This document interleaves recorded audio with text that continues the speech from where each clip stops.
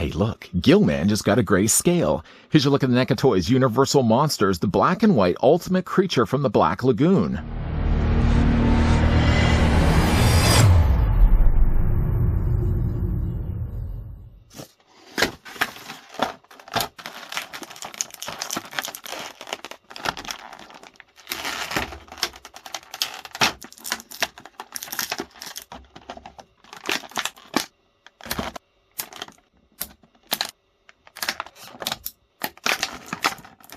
The debut of Universal's 1954 film The Creature from the Black Lagoon took audiences deep into the Amazon. This 7-inch scale ultimate action figure depicts the mysterious and terrifying Gillman in extraordinary detail in classic silver screen black and white deco. It comes with 3 pairs of interchangeable hands, 3 interchangeable head sculpts, 1 with an articulated jaw, display-friendly window box packaging with open front flap. Just before we look at the greatest swimmer in silver screen history, let's grab the tape measure and see how tall the black and white version of the Creature from the Black Lagoon is. Of course, if you guys are interested to get this one for yourself, the Gillman in black and white is available right now in retail stores and online. I just happen to order this one online because the chances of actually finding this one in the wild, Amazon or not, slim to none. Creature from the Black Lagoon, though, stands almost 8 inches in height. It's about 7 3/4 if you wanted to be exact, and that works out to be a figure that's about 20 centimeters tall. First, for comparisons, let's bring in some of the other black and white movie monsters. First, here's what he looks like with Dracula. Now, the benefit of also this Dracula, as I did mention in the review of him, is the fact that because he's wearing a different tuxedo, you could easily mix and match the head sculpts if you want to give him the colorized version instead. Hold on, let's just fix his cape. Still have the problem with the cape, by the way. If you saw the review of that, you already know what I'm talking about. Let's bring also in a couple of other movie monsters. I don't actually have still at the time of shooting this review the black and white version of the Mummy. What's going on with that? I guess because the other one, the colored version of the Mummy and the glow in the dark one that I also did pick up also are so close in scale to gray anyways. Maybe that's just the reason why it hasn't been, I haven't nudged myself in the direction of actually still tracking down a black and white Mummy. I probably should get one soon. Here's also as well what the figure looks like with Frankenstein's monster. And of course, here's also what the figure looks like with the Bride of Frankenstein. Up to this point, actually, the only 2 figures that I can think of right now that we haven't yet gotten black and white are the recently looked at Invisible Man and the Phantom of the Opera. And of course, if you are going to be looking at a black and white version of Gillman, it probably makes some sense as well to bring in the colorized version for comparison's sake. So using, yes, still the same mold, it's just really a question of whether you prefer more the classic silver screen colors or the more brightly decoed colors of the first Creature from the Black Lagoon we got from NECA Toys. Being that this is really just Gillman in black and white, then all the accessories that come included with this figure are in fact the same accessories that came included with the first release, Gillman. Funny enough that we are also looking at Gillman here because for Halloween this year, I made myself the goal of watching the original 50s classic Creature from the Black Lagoon and still absolutely love that film. So I am a little more attached to the black and white just because, again, I just recently had seen the movie. But I can certainly understand why some people like the colorized version. I think they have positive points for both. If you want the silver screen release or kind of the way he looks more in the film, obviously the black and white's the way to go. If you like the color scheme with the green does look really nice. That's obviously the option to go. I just prefer to have both. For the figure's accessories, again, they're going to be exactly the same as the original Gillman. So he comes with several hands, a total of 4 interchangeable hands, of course, including the ones he currently has his forearms right now. If you want flat hands, swimming hands perhaps, then he has these. I do like the way they've webbed in between each of the individual fingers. There's not going to be as much talk about color this time around, just because, again, like we're dealing with black and white. But again, like the attention to detail on just something that's really relegated to monochromatic colors or more just black and whites. Nice looking hands nonetheless. Now again, these are kind of more flat or stretched out webbed hands. Although ironically enough, like all the hands are really kind of stretched out and webbed out anyways. But the hands that he has right now with the current setup is kind of like the same setup, although it doesn't have, let's just bring the other hand in here. You can see like the webbed fingers are a little more stretched out on the hands we just finished having a look at. By the way, as well, as to be mentioned, of course, the figure has hands that can easily then just be popped out and swapped out for, why do I look like I'm milking a cow? Can be popped out with the pegs provided on the ends of each of the hands. He comes with basically the same variation of that hand, just again a little bit more relaxed.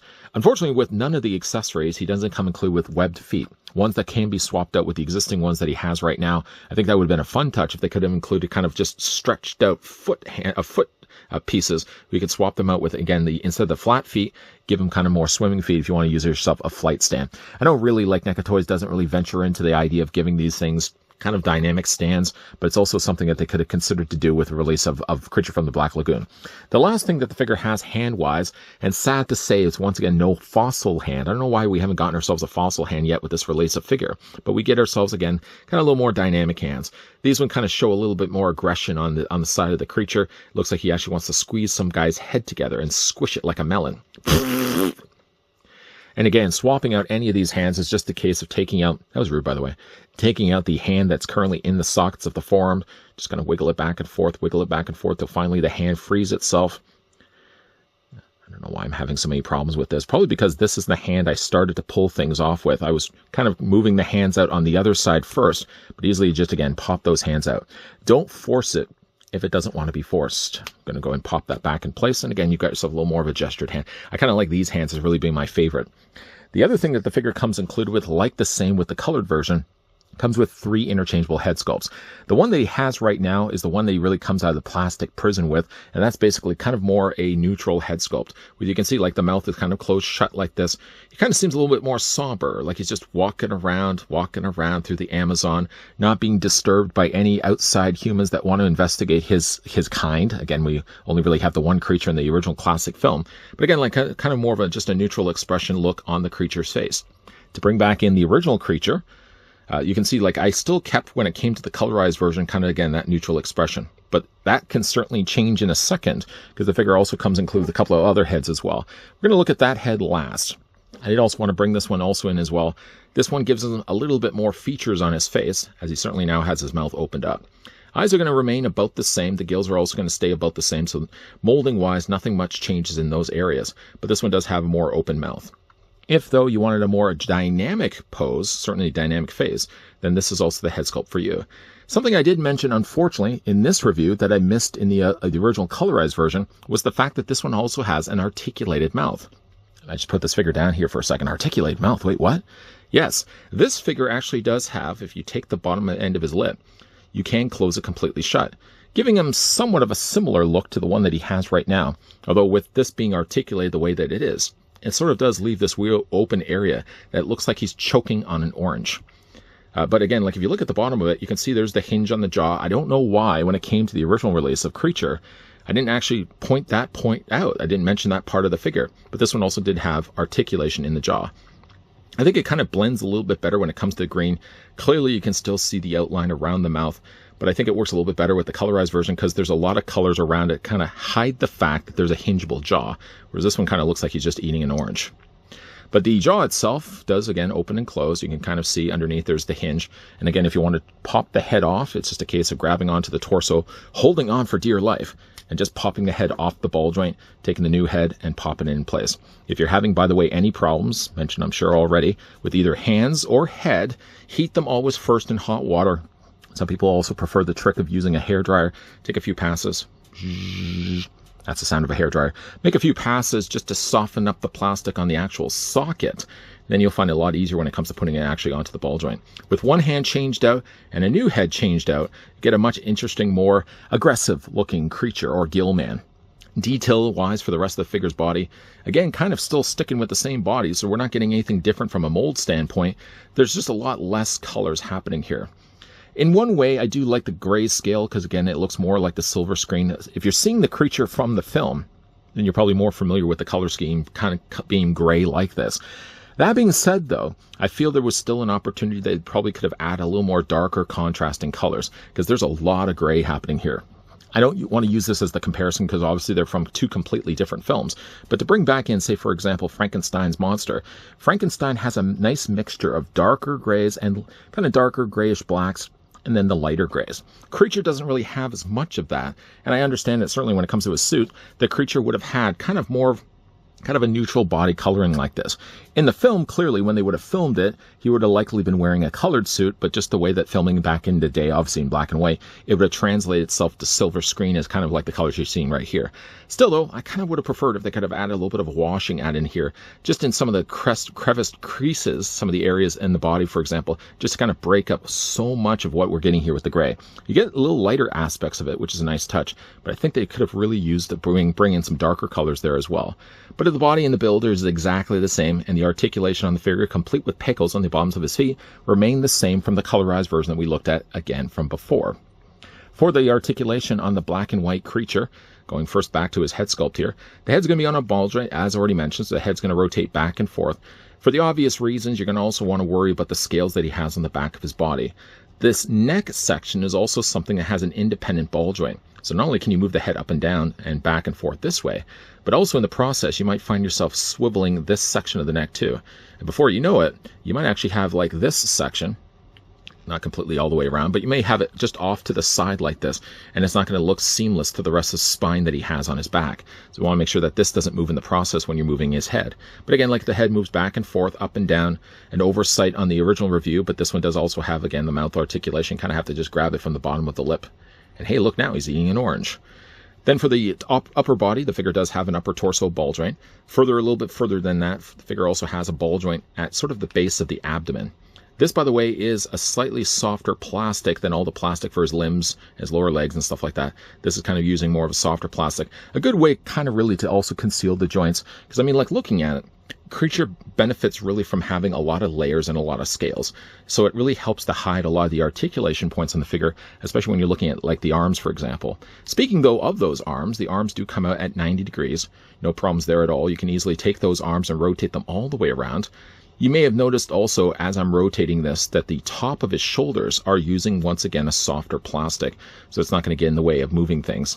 Figure has only sadly just a single hinge on his elbow here, but if you look a little further up, would you believe he actually has a secondary hinge right there as well. So even though he really has only one visible one here, the figure in fact does have a double hinge on the elbow. Hands rotate all the way around. You can hinge them back and forth. Legs do split out. They're on ratcheted joints once again, or ball joints, I should say. Ball joints on the insides of the thighs. You can take the legs and move them forward. You can move them back. Swivel at the top of the thigh. The figure also has a double hinge on the knee. The hinge is kind of a little more visible on the side because you can see the way that the peg basically goes through the calf. Ouch! And off to the other side there as well. But the figure does have a double hinge on the knee. And of course, when it comes to his ankle, you can move them back and forth. Rock him back and forth this way as well. And because the figure does have flat feet like this, he has no toe articulation. So if you were hoping that the creature could have toe articulation, I'm sorry, you're out of luck. All in all, though, a nice looking figure. Bringing back in the colorized version. You guys, by all means, can let me know down below in the comments section which colors you prefer when it comes to Universal Monsters. I mean, if I want to be a purist about the whole thing and watching these guys actually on the screen, then I probably would gravitate a little bit more towards the black and white releases of them, simply just because then they're the most accurate to the way they would have looked in the film. But there's something still to be said for the brighter colors, especially when you get to the creature from the Black Lagoon, something that you don't really get the chance to see in the actual film. All the brighter greens, the brighter golds, and all the nice reds that they add to the lips. I like them for two different reasons. Again, to like the original way that they looked in the film, I have to go towards the black and white. And the black and white release of Gillman still looks fantastic. But again, there's something to be said, the charm of having these guys also in color. When it usually comes to displaying these guys on the shelf, I don't tend to display them together. What I end up usually doing is sort of segregating all the black and whites together, and then I segregate like all the colored Universal Monster figures all sort of together, so they're not intermingling with one another. Again, so I can have them looking more like the way they did in the silver screen originals, and then having more of the colorized versions for the posters, the merchandise, and all the things that went with it, all kind of kept on their own. For those looking to bag and tag the black and white creature from the Black Lagoon or Gillman, if you know him personally, you'll know that the figure is currently available right now in retail stores or online. Being the fact that when it comes to really the selection that I get here in Canada is limited, I had to unfortunately order this guy online, but the price that I think I paid for this guy was reasonable. I didn't have to pay any crazy stupid prices. I still probably would have paid slightly higher of a crazy or stupid price if it meant that at least I could get my hands on the black and white. Considering, again, I just recently watched the creature from the Black Lagoon, the original 50s classic. Had to get my hands on the black and white. And of course, the black and white will always go nicely, much more nicely, with the black and white other Universal Monster figures I already have currently in my collection. Still, I don't know why. I have yet to pull the trigger when it comes to black and white Mummy. I know a time is going to come when that figure is going to be not available anymore. And if I go to track one down, then you're going to be talking some crazy, stupid money. But what do you guys think of the black and white version of the creature from the Black Lagoon? Have you guys had the chance yet to pick up any of these Universal Monsters? And let me pose this to you, the viewing audience, if you don't mind me asking. Of the two kinds, the colorized version or the black and white, Which one do you collect and which one do you prefer? Let me know down below in the comments section. Also, hey, as well, if you guys enjoyed this video, I want to hit with a like. If you guys are loving the content you guys are seeing and love the fact that we finally wrapped up, well, we didn't wrap up completely. We still, speaking of wrapping up, we haven't yet to get the black and white mummy. And I'm sure that isn't the end when it comes to Universal Monsters. I'm gotta be convinced that NECA's got planned a black and white Phantom of the Opera. I hope so, please. And also a black and white release of The Invisible Man, which we just recently looked at here on this channel. But if you guys did want to stick around for more, making sure if you haven't already done so, you hit that subscribe button down below and you're turning on the bell notification. And if you want to go back and get a fix of what I've also covered when it comes to Universal Monster Territory, popping up, yes, at the very end of this video will be a playlist for Universal Monsters, not Universal Soldiers. That's Jean-Claude Van Damme. As of course, as always, guys, thanks for watching. See you guys next time.